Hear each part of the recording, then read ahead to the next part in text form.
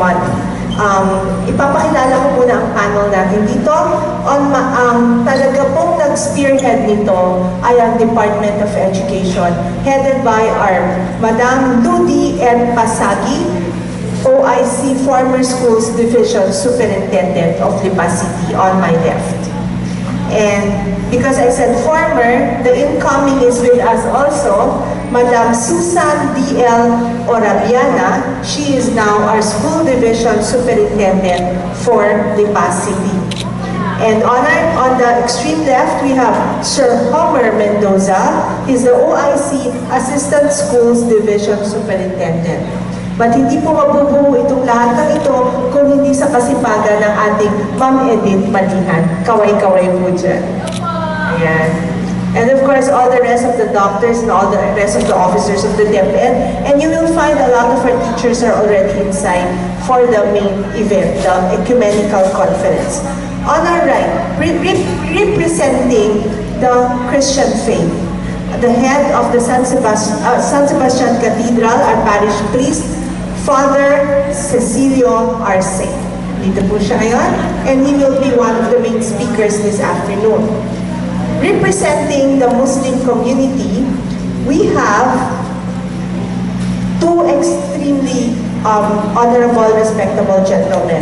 First, from the religious side, we have the President, Dr. Alim Patani Sultan Abdul Malik. Sir, good morning po. And then, beside him, there is this, for everybody's information, there is the Sultanate of Batangas. And in the Sultanate of Batangas, there is an overall Sultan and there is the Sultan of Lipa City. It is our honor and privilege to have Sultan Jalil Guru, the overall President of Batangas and Sultan of Lipa City. And on the extreme right, our former Konsehal from Balintawak, Barangay Balintawak, Konsehal Apolinario Barajan, who was one of also the most important people putting this all together. And I am your host for this morning, Konsehala Gwendolyn Wong, representing the local government unit and the author of the Ordinance of Christian-Muslim Friendship Month, which is Ordinance number 185-2017. So this is the point of this whole event. So shall I pass the microphone? We'd like to pass the microphone to Father Arce.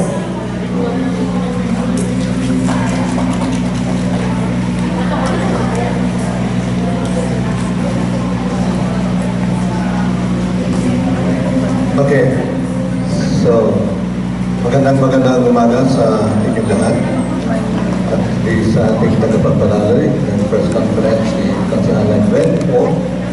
Ngayon ko lang nabatid na kayo pala yung author ng City Ordinance na nagtataguyan ng buwan ng Setyembre bilang Christian Muslim Friendship Month. Maraming salamat po. Sa bahagi po ng Simbahan Katolika, ang ganitong hakbangin po ay totoong ikinututuwa, kinalulod, at ang presensya ng inyong lingkod ay nagbibigay patotoo sa ganitong damdamin at sa loodin ng Simbahan Katolika.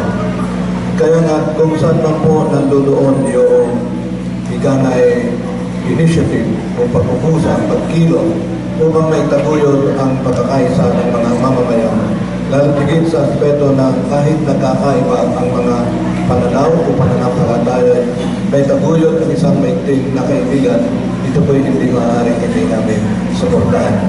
At kaya ang nais ko pong sampantalahin ang pagkakataon nitong totoong pasalamatan, si Konsehala Gwen, ganon din ang ating Department of Education sa pag-implement ng ganitong annual celebration. At saka siyempre, narito po ang ating mga kapatid na Muslim at lagi ko po naman kagalakan na sila ay makasama, makaisa at makausap. Yun po lang. أعوذ بالله من الشيطان الرجيم بسم الله الرحمن الرحيم. Kami po ay nagpapasalamat sa kadakilaan ng ating Panginoon. Dahil sa kanyang pagmamahal, tayo po ay nandito po sa isang lugar. Itong lugar po ay hindi lamang si Konsehala Gwen Ong ay dapat pagpasalamatan natin ng taong bayan sa siyudad ng Lipa dahil sa kanyang effort magsisikap ay nagkaroon po ng batas, resolution ang pagtatatak sa pagmamahalan, pagkakaibigan ng mga Kristiyanos at mga Muslim. O po ay nagpapasalamat sa ating mahal na Panginoon dahil sa dito po tayo nagtipon sa kanyang ito ay consider na pamamahay dahil sa kanila po itong kinaroroonan natin na lugar. Ako po ay nagpapasalamat na ako po ay nabigyan ng pahintulot na nandito po sa araw na ito. Hindi lamang nagre-represent sa Muslim community, but I am also representing the whole Muslim community in this country since that I am the president of the Ulama and Imam of the Philippines Association. Ito pong pagtitipon natin dahil may kasamang pagpapaluto sa pagmamahalan na ito po ang isa sa attribute ng ating mahal na Panginoon na dapat dahil sa ibang pagmahal, so dapat ang kanyang mga anak, kanyang mga tagasunod ay kailangan magmamahalan irregardless of our affiliation. What I say is irregardless of our religious affiliation. Tayo po ay magkakapatid po. Kaya ako ay nagpapasalamat na ako ay nagiging bahagi itong pagtitipon sa araw na ito. Salamat po.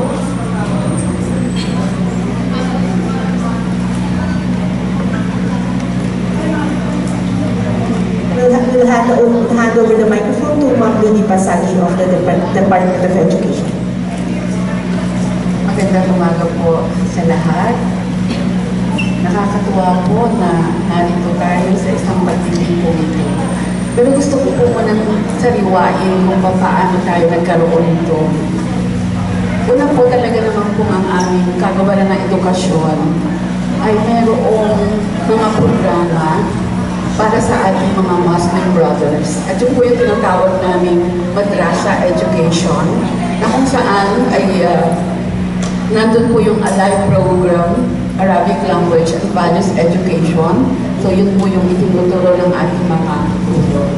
Sa pamamagitan po ng coordinator ng Division ng Lipa City, si Ma'am Edith Malihan, at sa pamamatubay ni Dr. Lorna Medrano, kasama po ang aming napakasipag na district supervisor na talagang hindi iniiwan po ang ating Muslim education, si Ma'am Yoli Chonacera, at ang ating mga school heads.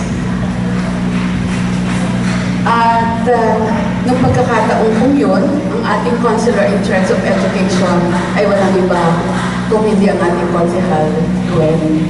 At kami po ay nakahingi ng tulong sa kanya na kung paano mas magiging maayos at maganda ang ating Muslim education dito sa division or dito sa lungsod ng Lipa. At talaga po naman ang ating Konsehal Gwen ay ang isip niya ay nakatuon dito sa lahat ng mamamayan dito sa Lipa City. At katulad nga po nung nabanggit, in-author po niya and through her initiative, bakit hindi tayo magkaroon ng ganitong pagtitipon? At yun nga po, to strengthen the brotherhood between Christian and Muslim brothers. Kaya po, tungtuwa po kami na ma-approve ang resolusyon na in-offer ng ating Konsehal Gwen Ong na magkaroon nga po ng buwan para sa ating Christian Muslim brothers. So marami pong salamat. At nakailang programa na din po kami pagtitipon na kasama natin ang ating mga Muslim brothers. At napakaganda po ng naging resulta sapagkat higit na nagkaroon ng pagkakaisa ang mga Muslim at Christian brothers natin. At sa ngayon nga po ay meron din po kami in-introduce sa aming division office na spirituality in the workplace, na kung saan po ang lahat ng relihiyon ay aming pong binubuksan sa bawat isa, sapagkat naniniwala kami na ang lahat namang relihiyon ay para magkaroon ng pagkakaisa ang bawat isa at pagtutulong-tulong upang higit na maging maayos ang paglilingkod natin sa ating mga kababayan.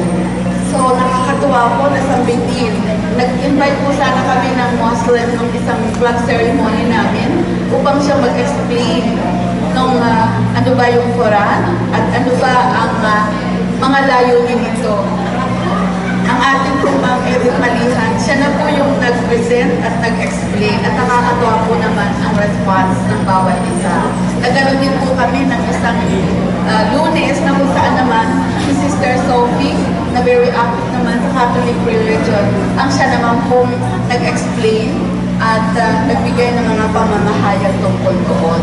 Kaya nga po sa pagkakataon itong araw na ito at mayroon pang susunod na mga programa, na ang buwang ito ay talagang ibinigay po para sa ating pagkakaisa, pagsasama-sama ng mga Muslim and Christian brothers.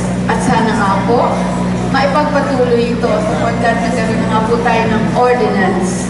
So kailangan po talagang mapursu natin na sana sa susunod pang mga taon, kung wala man din ako dito, andito naman po ang ating bagong superintendent na susuporta. Alam ko naman kung susuporta sa programa nito.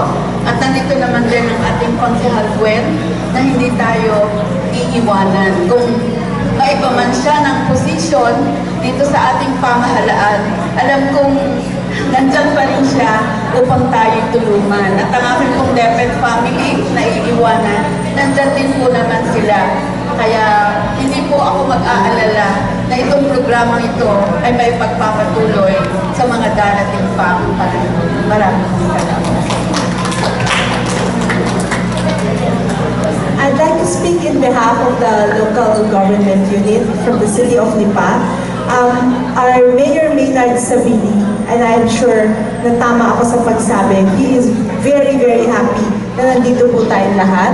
Lahat po in Lipa, Catholics, Christians, born against, Protestants, Muslim, ang gusto po ng ating local government ay mabuhay tayong mapayapa at nagkakasundo dito sa bayan ng Lipa. We have almost 500,000 in population and we have 4,500 Muslim families. So it's very important po na nagkakaintindihan po tayo sa loob ng bayan, sa loob ng palengke, sa loob ng ating workplace para po hindi tayo magkakaroon ng division.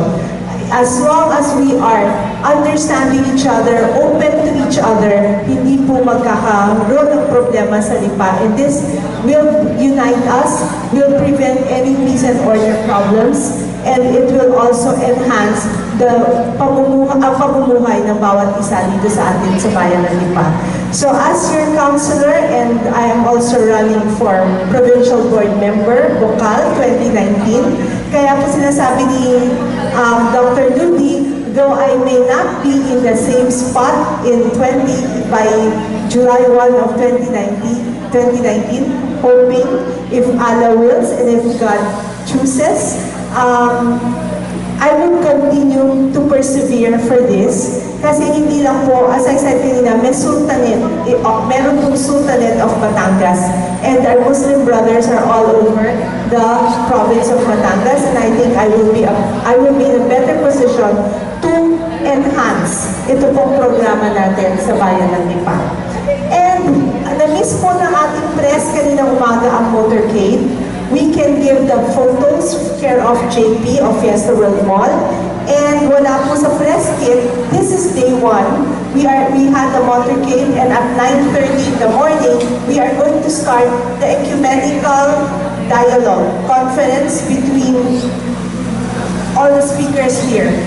Primarily si Father Arce at si Dr. Malik. They will be talking about how to strengthen friendship beyond beliefs. So kahit magkakaiba tayo ng pinaniniwalaan, we believe there is one God and one way of life. We all want to live peacefully and prosper in this life. So yun po ang topic, how we can actually do it. Not why and how, but not why and what, but how. To really live it up.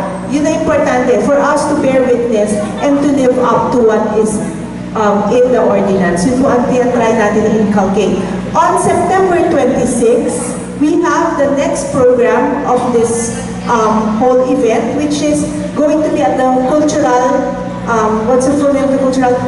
Lipa Cultural Youth and Sports facility.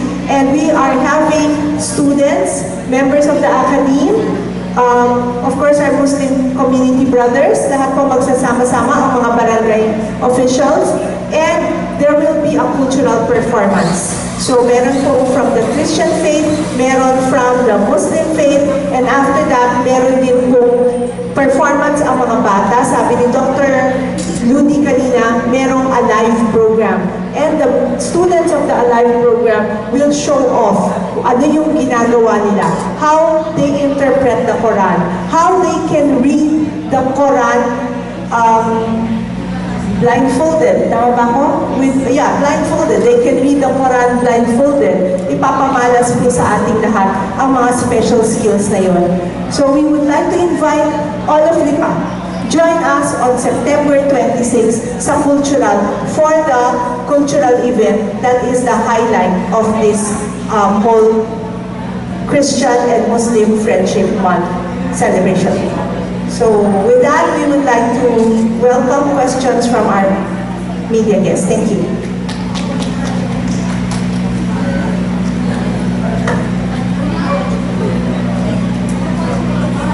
Good morning, ma'am. I'd like you to welcome the members of the press.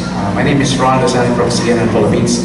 This is Vincent Octavi from UNTVM Balikas, Errol from CNN Philippines, also Marlon Luis from GMA7, Bogda Pulo 103.1 Blaze FM and the Herald, and of course Larry Karangalan from 105.5, and Laika Manalo from Manila Bulletin.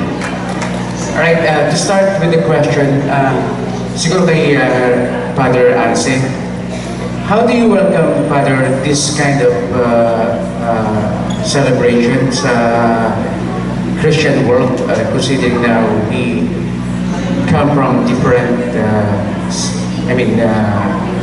beliefs?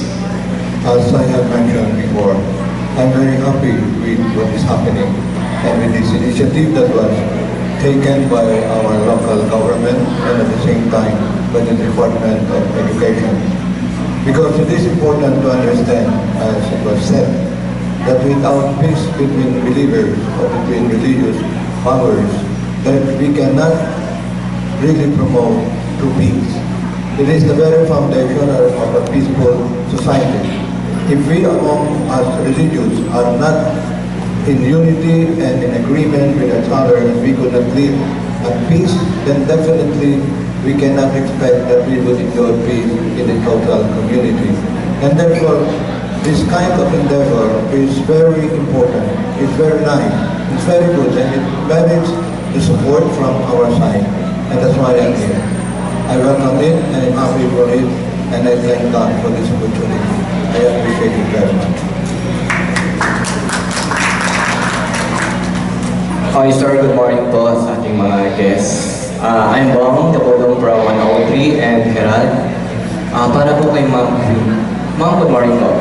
Ma'am, sa iyo po ma'am. Regarding po doon sa nabanggit po ninyo kanina, as for 2019, for board member o 6th district po ng Lipa, ma'am, ano po ang advocate natin? Ano po ang hindi lamang po sa Christian, kasama na po ang ating mga Muslim, ano po ang programa po natin na mas na magustuhan po ng mga Muslim at Christian dito sa lungsod ng Lipa?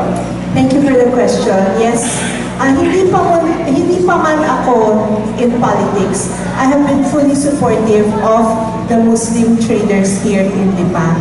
Dito, para sa kaalaman ng lahat, halos lahat po na nag-umpisa dito sa Lipa ay dito sa Fiesta World Mall nagsimula. And with that, this is probably 15 to 18 years ago. And with that, maaga po kami nag-establish ng pwera sa tindahan nila, mosque. We established the mosque so that the Muslim traders could follow their faith. Kahit po dito sila nagtitinda, they walk over to the mosque. Pero hindi po ko one-sided. Father, if you look straight ahead, on our right is our chapel. So we also hold masses, First Friday masses, dito naman. So I'm very open to all faiths because I believe that we should not argue on that. We should all understand each other. Isa lang naman, we all want to live well. We want to support our families. We want to educate our children. We want them to grow up to be God-fearing people and to become people who love their country. Yun ang pinaka-importante. We have to inculcate love for God and love for country so that our people can come back and help out our city, help out our country. And if you ask me, ano ang aking advocacy, it has always been the same. Education for our young, employment, beyond employment, entrepreneurship, which our Muslim brothers excel in, and at the end of all of that, empowerment. Because once you have all of that, you are empowered. You can make your own decisions, your right decisions. Nobody can hold you, nobody can stop you, but I am hoping that it is all based on values. So yun po talaga ang advocacy ng inyong friend, Konsehala, Future Bocala 2019, Gwen Wong. Ma'am, good morning. Vincent Octavio, UNTVN, Payagang Balikas. Ma'am, bago nyo may ipasa itong ordinansa po ito, ano naging nakita nyo munang naging problema ng Christian sa pagitan ng Christian and Muslim? Okay, I will speak as a Chinese. I am part of the minority here in Lipa. In the initial part of the campaign, ang sabi nila, Inchik yan. Hindi yan Lipenyo. So that is an example of discrimination. Although Inchik ako, yes, I am third generation here. My grandparents established their business here. My parents established their business here. And we grew up here. So it did not matter to me kung Inchik ako. Yes, I am Chinese by blood, but I am Lipenyo by love. And I saw that in the same way sa ating Muslim brothers. There is a gap. There is discrimination. And I am trying to bridge that gap. I'm trying to inculcate acceptance of diversity. Hindi lang po sa Muslim. We have Korean investors. We have mga galing China na investors. We have Japanese investors. We have to, as a people, accept each other. We have to accept each other's diversity and take the best of it and put it into our city. Yun ang dapat na attitude natin. Why are the other countries accepting immigrants? Because the immigrants are bringing in talent, are bringing in their knowledge. Why are Filipinos excelling abroad? Because they have been accepted in their diversity. In our own way dito sa Lipa, I would like to inculcate acceptance of diversity. And this is one of the reasons that I really saw na kailangan natin ng ganitong klaseng samahan. Christian-Muslim friendship. There should not be a gap. And if there is a gap, if we do not educate our young Muslims kung paano ang tamang values, they will be brought to the other side, to the radical side. We do not want radicalization. We want everybody to understand each other para hindi tayo magkakaroon ng major problems. In the same way, our Christian children have to be educated and they have to understand why are the Muslims a bit different from us. So that is also the work of DepEd. And also, I am very participative in that in the case that I am sponsoring, and I have been sponsoring a teacher of Quran every week sa ating Muslim community so that our children can really be educated. Papalang question lang po. Ma'am, kailan po ma'am, ay, ako ulit. Hello po. Kailan po ma'am na ipasa po ma'am itong ordinansa po? This was done last year. It's ordinance number 185-2017, 2017. So I think it was about June or July in preparation for September. No, last year.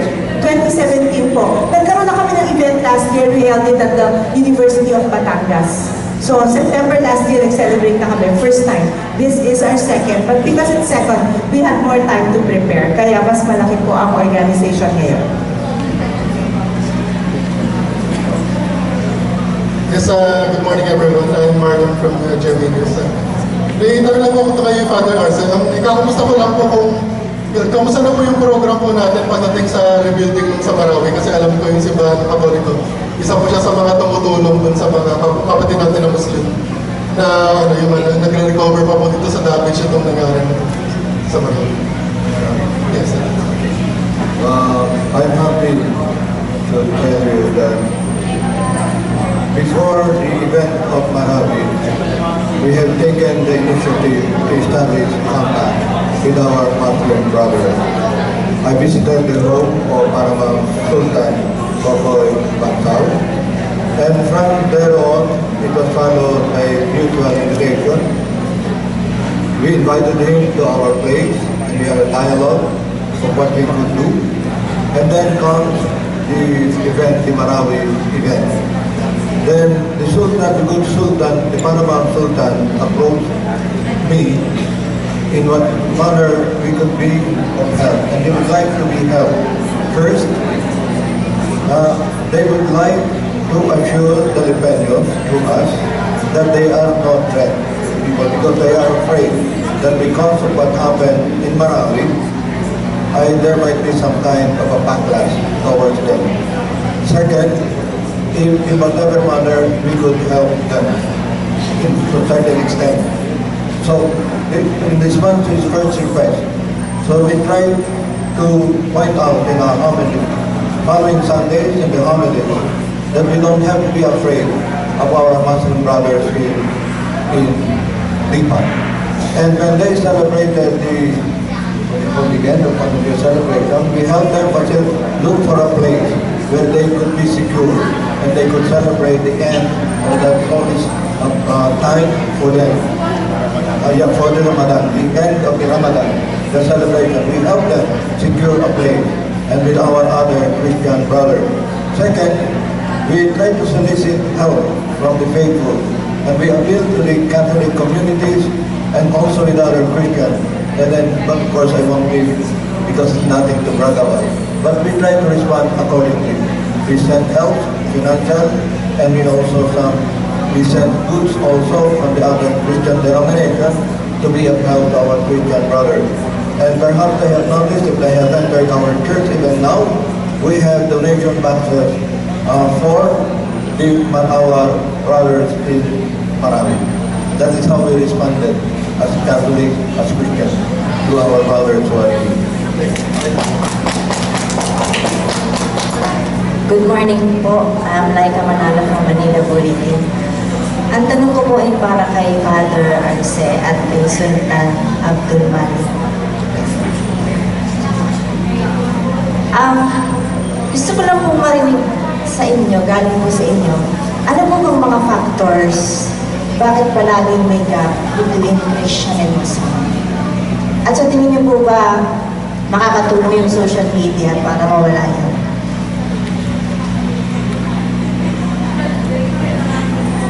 Bismillahirrahmanirrahim.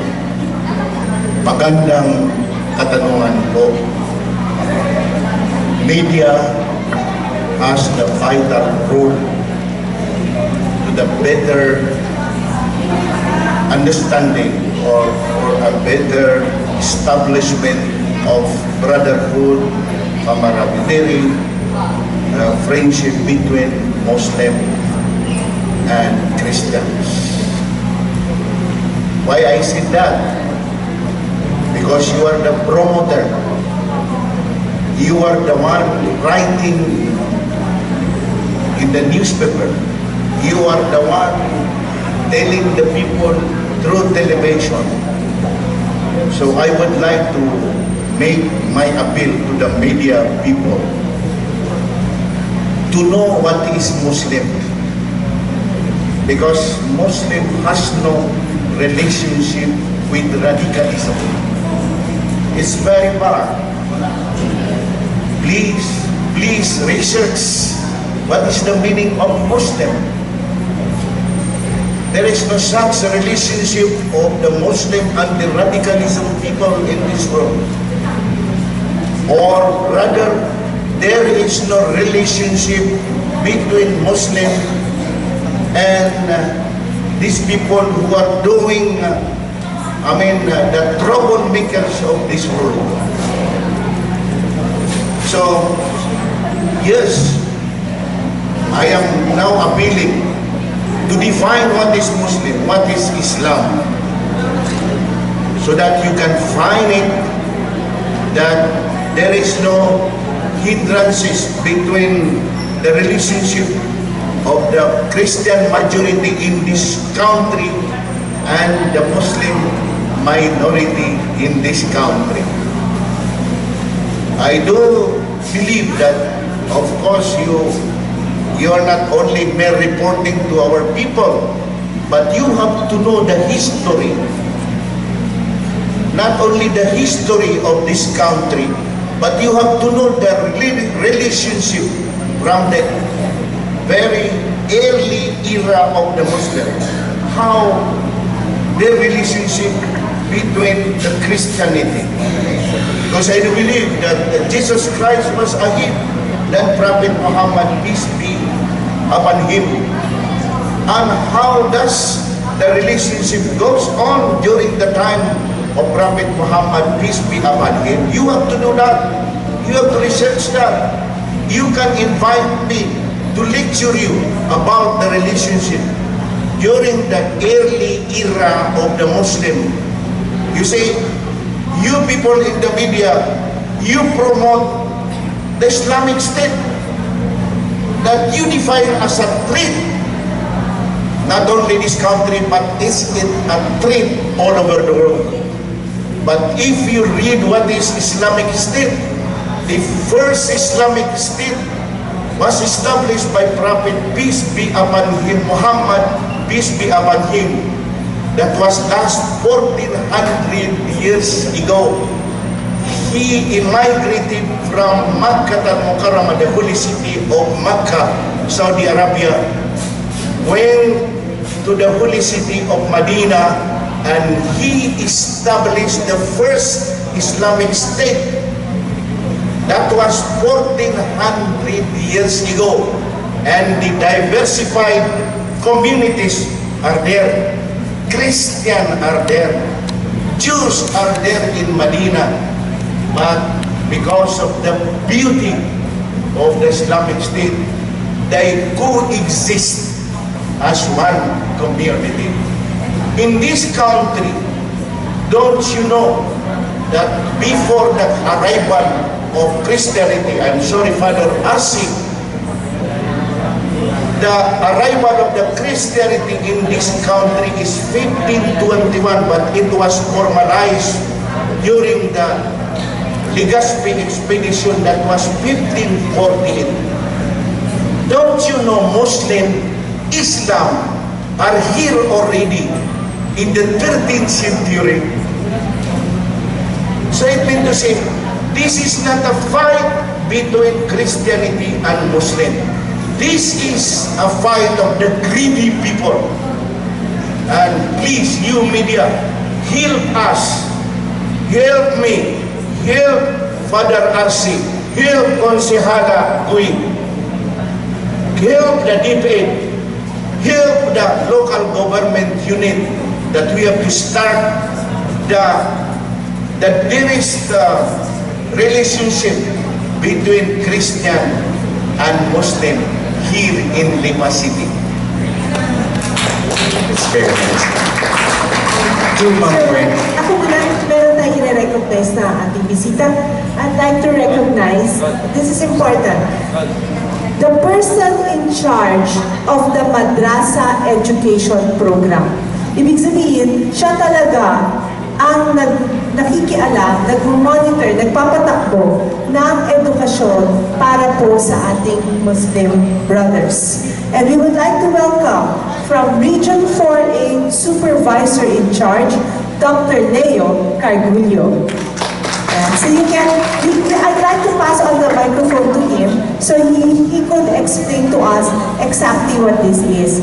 And I would like also to let the press know that our Bayalabi, do you know what Bayalabi is? No. Bayalabi is queen. Our Sultanate of Batangas has awarded, honored our Mayora Bernadette Sabini with the title of Bayalabi. And she will be joining us in a few moments. So at this point, ipasa ko muna yung microphone kay Dr. Cargullo so he can discuss what Madrasa Education Program is all about. Pwede ba? Good morning po. Assalamualaikum warahmatullahi wabarakatuh. Peace be with you all. Magandang umaga po sa inyo at ang kapayapaan ay subahating lahat. Naibigan po ako dito. Maraming po salamat Ma'am Ruby at sa mga narito. Ang madrasa po ay napapunta po sa atin sa Calabarzon way back 2006 sa visa po ng Debit Order number 51 ng 2003. So nagkaroon po tayo ng madrasa and during that time we have 3,001 Muslim pupils and we have 14 divisions implementing Arabic language and Islamic values education in the region sa Calabarzon po. As of now, we have 34 asatids, ustadyas and ustads dito po sa Calabarzon.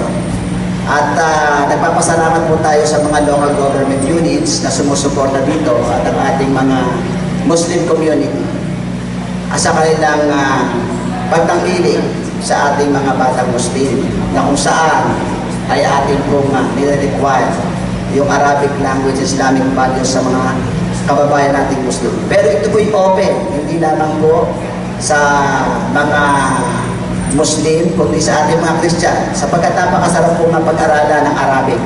Madali lang po siya kung ating tututukan ano po. At sa kasalukuyan po ay magpapatraining po ako ng AYERCA sa October 1 to 6 po. Basic level and intermediate level. Ibig po sabihin ay Arabic Emergent Reading. Ayan po. And cultural awareness about Muslim. Ayan. So napakaganda. At sino po ang tuturuan? Siyempre hindi na po yung kapatid natin mga Muslim. Alam na po nila ito.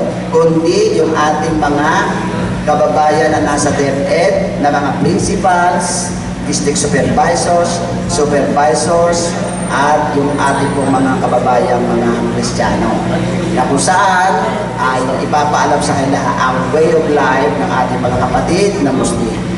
So, napakaganda po nito. Ito po yung avenue na kung saan matagal na natin hinahanap na magkaroon ng live in peaceful and harmonious relationship the Christian and the Muslim. Sapagkat wala naman pong contradicting dito, iisa lang pong ating sinasama si Allah. Alhamdulillah, na kung saan ay tayo po ay nagkakasama-sama ngayon dito. Po, sapagkat kabahagi po ng kasaysayan sa Quran ay si Isa at si Prophet Muhammad. Magkakapatid po tayo dito sapagkat nabanggit nga po ng ating kagalang-galang na tagapagsalita kanina na hindi ito laban between Christian and Muslim, kundi sa mga taong lumalabag sa kautusan ni Allah. Doon po tayo nagkakasala at nagkakamali sapagkat kung susundin lang po natin ang sinasabi ni Prophet Muhammad at ni Allah ay wala po tayong tulong. Kaya po napakagandang avenue po ito, yung pagkapatiran between Christian Isa and Prophet Muhammad sa ngalan ni Allah ay tayo po ay magkakaisa. Sa ngayon po ay marami pa pong mga programa ang DepEd na kung saan ay ating itataguyod sa ating mga kapatid na Muslim, ganun din ang ating mga kapatid na Kristiyano para po sa isang layunin na magkaroon ng pagkakaisa. Marami pong salamat. Alhamdulillah. Maasalam. Balikan lang po ulit namin si Father Arce sa katanungan po ni Miss Laika. So, Regarding your question, I guess first, we have to reckon with history, and because somehow our relationship with the Muslim was marked with not so beautiful, not beautiful thing, no? But that is done, that is past. And we have somehow also found some biases and prejudices. And from my side, that is my effort. Because when I become the parish priest of the cathedral, I'm recognizing that there is that big number of Muslims in the community. I told myself, I cannot simply disregard them. I cannot simply disregard them. They are as important as the faithful entrusted to my care. I guess I said I cannot simply bypass the that I have to work for a better relationship. And that means destroying the biases, the prejudices that was somehow has roots in the past. But we need not be buried in the past. We have to confront the present so that we will be able to work for a better future and a better relationship. And that will take courage.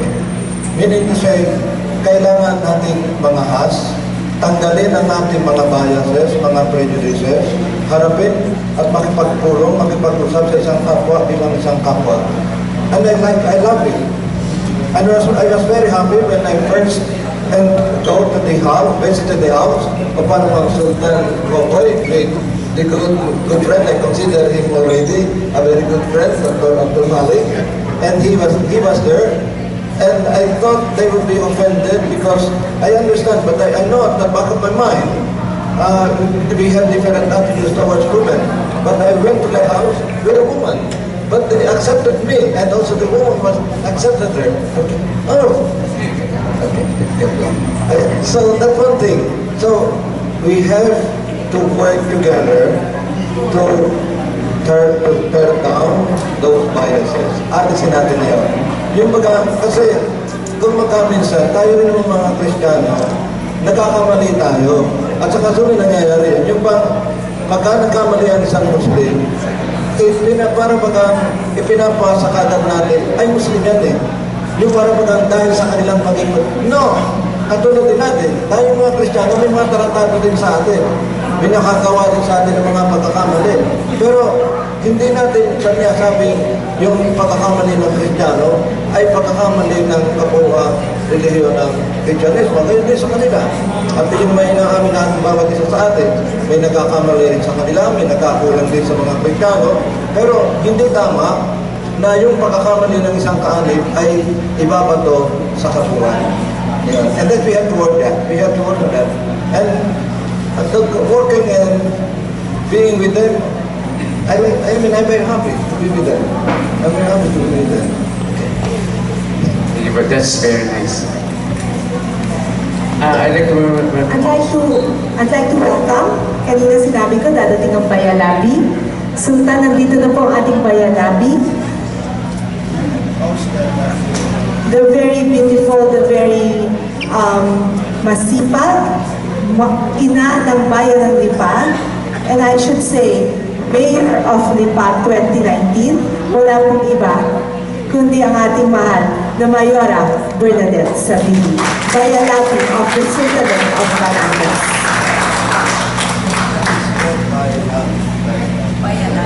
Let us allow Ma'am Bernadette to speak for herself at this point. Yes, good morning sa inyo lahat, sa ating press at sa mga kagalang-galang dito sa I would like to apologize for the absence of the mayor dahil alam naman po natin that every Saturday is school day for the mayor sa kanyang masteral sa law. So, and I would also like to apologize, parang ako lang yata ang hindi nagmukhang sorry po, because ako'y galing sa wedding so I need to rush, kaya hindi na po. Nevertheless, it is an honor for me na in spite of the fact that I am a very devout Catholic and Marian at that, ay napili po ako maging bayalati ng ating mga kapatid na Muslim sa lungsod ng Lipa. That is an honor for me na ma-recognize ninyo at bigyan ng ganyang titulo na ayon sa inyo ay aking dadalhin for the rest of my life. So with that, dapat lang po ay ako ay maging mediator between the Catholics and the Muslim, and I hope that both sides will always be part of the solution to any problem and not part of the problem itself. So with that, magandang umaga po at congratulations sa DepEd sa isa na namang matagumpay na event na ito. Hindi ko nakilala po kayong lahat sa ating po mga ginagalang na ang ating minamahal na bago ay yung ating pong outgoing na ating minamahal na SDS Ma'am Ludi and Ma'am Susan. Ano po, I hope you will enjoy your stay dito po sa Luzon. Maraming salamat at magandang umaga po sa inyo na. On my side, I'd like to apologize to our dear Mayora. We started too early. We started at 9. The official call time is 9:30. Ma'am, hindi ka na late. Maaga lang kami. We finished with the motorcade early kasi po. So, shall we continue with the questions from the media? Sa akin po, since naipasa po ito sa Luzon na Lipa, do you have plans, if ever, in the Sangguniang Panlalawigan to duplicate this kind of, shall we say, ordinance in the provincial level? Yes, I think it's a very good idea because we do have the Sultanate of Batangas and our DepEd is very active regionally, hindi lang sa city, kundi sa region. So I think it's a very good, Lipa is a good start. It's the seed that will grow all over Batangas. Yes. This is pioneering, ma'am, in Lipa. I mean, this kind of branch of one. Pioneer po tayo din sa Lipa. Mayora, good morning po. Magandang umaga. Kung sakali pong Mayora naman po talaga kayo susunod na 2019, ay ano po yung mga projects niyo po, mga gusto niyo pang ipasa para po sa Christian and Muslim po? Parang pinangangampanya mo naman ako ng pagkaaga-aga. Medyo ako kasi po ako ay dahil nangalaang at di maiwasan ang politika. Kung maiwasan lang ay sana maiwasan because ako'y naniniwala ng politika kadalasan deterrence at kaunlaran niya. But nevertheless, ang tanong mo sa akin, should I become the next mayor of Lipa? At while nasa papunta dito, narinig ko nga si Father na sabi niya hindi naman tayo dapat nagiging bias. It is obvious na ang mga Muslim sa lungsod ng Lipa ay nanggaling sa ibang bayan. Diba? Nanggaling maybe sa Mindanao. Definitely hindi sila taga rito sa Lipa. Pero bilang mayor, should I be blessed by the Lord at pagkatiwalaan niya na pangalagaan ng bayan ito, tama naman po yung sinabi ni Father na dapat kung paano natin pangalagaan ang ating mga kababayang lehitimong taga-Lipa, dapat ibigyan natin ng pantay na pagtingin at pangangalaga ang ating mga kapatid na Muslim. Because alam daw ninyo, ako'y naniniwala na ang pagiging Lipenyo naman ay hindi dapat doon sa pinanganakan lang. Di ba? Dapat, basta nandito ka sa Lipa, ay pantay-pantay mo mapaglingkuran lahat ng mga naninira sa bayan ng Lipa. Ganon din po, syempre po, ina-expect din natin na ang ating mga kapatid na Muslim ay magiging kabahagi rin ng mga lehitimong taga-Lipa sa pagsusulong ng tunay na kaunlaran, kapayapaan at kabutihan ng lungsod ng Lipa. So, I would like to see it from the perspective that the Muslim and lehitimong Lipenyo will work together at mawawala na yung tagig na hindi ka taga-Lipa, Muslim ka, because divisiveness ay hindi po makakaputi sa lungsod na ito. So with that, kung ako'y magiging mayor, I will treat the Muslim na katulad ng isang lehitimong ipinanganak sa bayan ng Lipa at may karapatan na mabigyan ng lahat ng programa na ibinibigay natin sa lahat ng lehitimong pinanganak sa bayan ng Lipa. Okay. Good morning po, may Sultan Haril Turo po ng sir, kayo po ang presidente po ng Batangas at kayo po ang Sultan po dito sa Lipa City. Sir, kamusta po ang relation natin sa Christian? At ano po ba po ang na-encounter nating mga problema lalo po dito sa atin sa lungsod ng Lipa at sa lalawigan po ng Batangas? Ano po ba yung mga at plano po natin sa ating mga kasamahan at sa ating sa Christian po? Assalamualaikum warahmatullahi ta'ala wabarakatuh. Maganda po ang inyong katanungan para ho maliwanagan yung mga tao kung ano ang layunin ng mga Muslim dito sa lungsod ng Lipa at Purnaloigan na Batangas. Tungkol po sa pagitan ng Christian at saka Muslim, marami hong nagaganap na pangyayari dito sa Lipa. Pagkat mayroon tayong mga itinalaga ng mga pinuno na kumbaga ay itinalaga sila na sintulad ng pamumuno sa Islam. Ang mga namumuno sa Islam ay upang gampanan kung ano ang pagkakamali ng mga Muslim.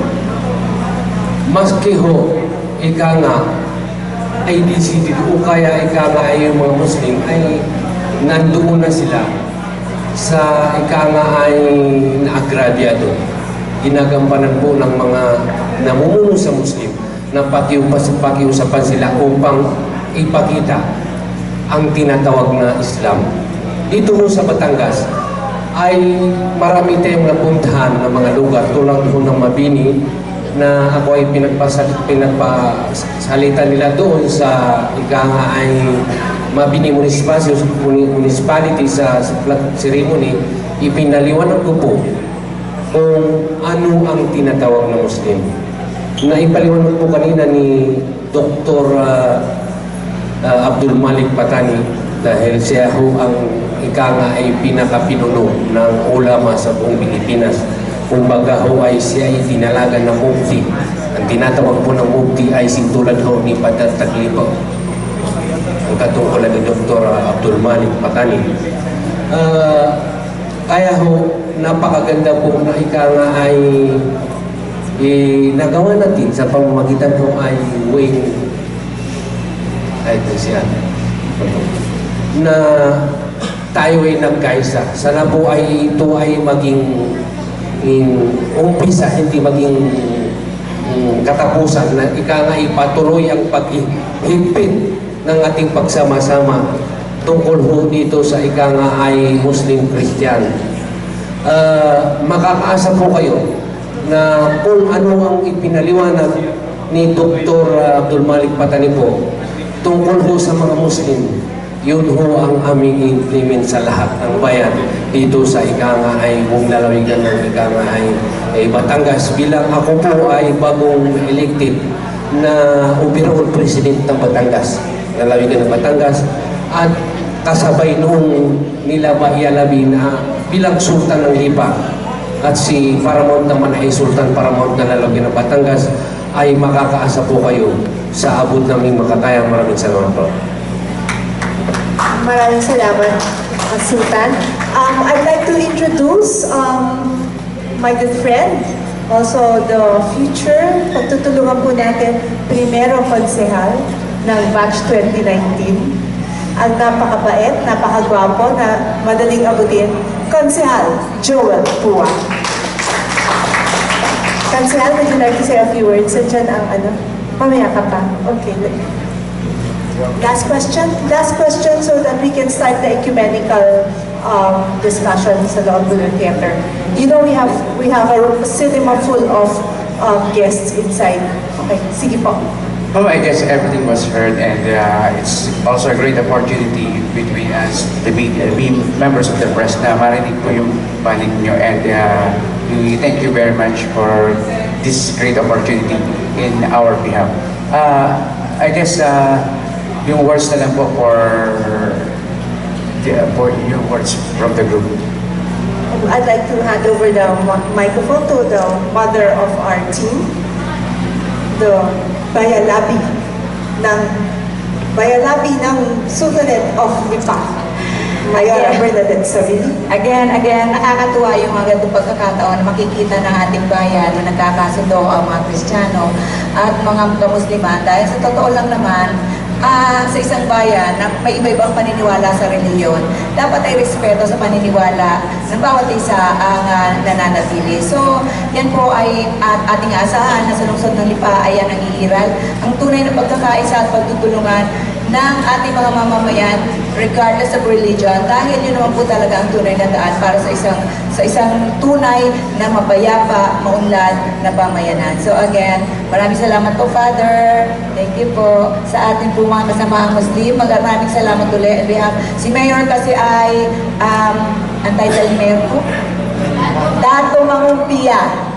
Oo, kaya lang po, Father, talagang sabi ko sa kanila, hindi ako papayag na si Mayor ang puso ay talagang nagmamahal din sa kanila. But ever po na ako'y mag-agree na may mag-convert si Mayor dahil po gusto ko'y mag-isa lang po ako. Hindi po pwedeng may kadouble po ako.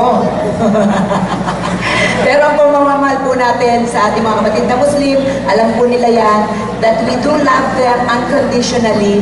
Ano, sa pagmamahal sa kanila, ay wala tayong kapalit na inaantay. Dahil sa pagmamahal sa kapwa, sa pagmamahal natin sa Panginoon, lahat tayo ating mamahalin regardless of religious belief. So with that, maraming salamat sa inyo lahat. Depet, again, congratulations sa ating mga kapatid na Muslim. And of course, Father, thank you so much po. Maraming salamat po sa inyo lahat. We'd like to invite you to join us in the cinema for the continuation of our project, Interfaith and Ecumenical Conference. So mas marami pa kayong matututunan kay Father Arce at kay Dr. Maling. Joel, would you like to say something? Okay ka na? Doon na tayo sa loob. Lilipat na tayo. Thank you.